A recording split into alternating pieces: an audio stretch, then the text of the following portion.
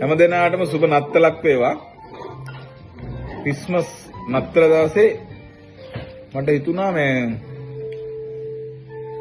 මට දෙන්න පුළුවන් තෑග්ගක් දෙන්න.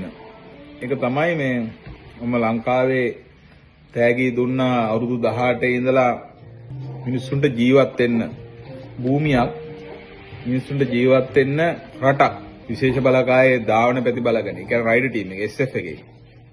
කියන්නේ හොඳ තැනක රාජකාරී කරා.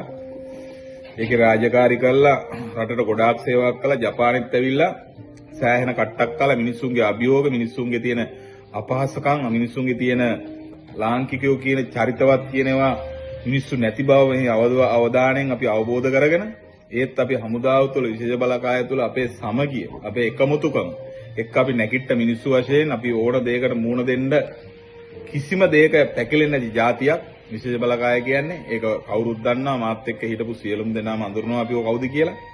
හමුදාවේ විශේෂ බලකාය කමාන්ඩෝස්ලා. ඒතකොට දැනට අපේ එකට ඉන්න මිනිස්සු දැන් අපේ ඇතේ හිටපු අපේ නිලධාරි ඔෆිසර්ස්ලා දැන් ඇත්තම ජෙනරල්ලා.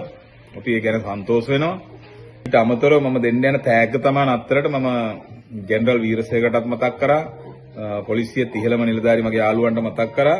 දැනට ලංකාවේ ඔබ දන්නවා මං හිතන්නේ හමුදාවෙත් මෙච්චර කාලයක් තිබු යුද්ධේ දවස් 7-8න් අමතක වෙච්ච જાතියක් ඉන්න රටේ මමත් අපිත් නිහඬ හිටියේ ඒ පිළිබඳව ලොකු අවබෝධයක් තියෙන නිසා කාලයක් යnderලා තමයි මං හිතාන හිටියේ මේක වෙන්න ඕන කියලා. හේතුව රටේ ඔබට මතක ඇති ලොකු නායෑමක් තිබ්බා. මං හිතනවා දැන් මතකද කියලාවත් මට අහන්න ලැජ්ජයි.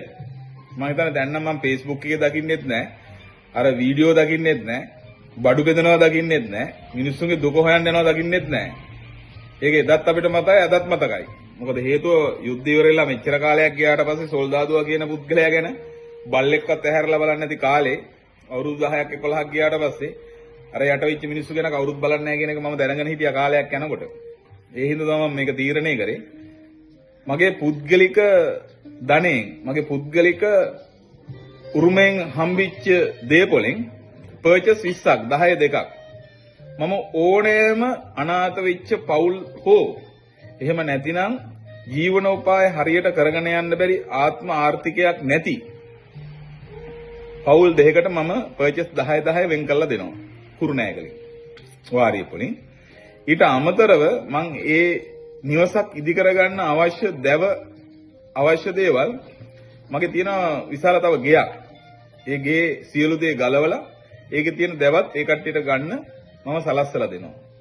කවුරු හරි මේක වැදගත් නම් මේ වීඩියෝ එක මේ කියන දේ පැහැදිලි අවබෝධයක් තියෙනවා නම් මේක ෂෙයා කරලා මට හොයලා දෙන්න හොඳ වැදගත් ඇත්තටම ජීවිතේට රුකුලක් වෙන්න සුදුසු ෆැමිලි දෙකක්. මම ඒකට කරන්න පුළුවන් උපරිම දේ ඒ දේ කරනවා. ඉතින් බලන්න ඒකට කවුරු හරි සහයෝගය දෙන්න පුළුවන් නම් මට කවුරු හරි හොයලා දෙන්න.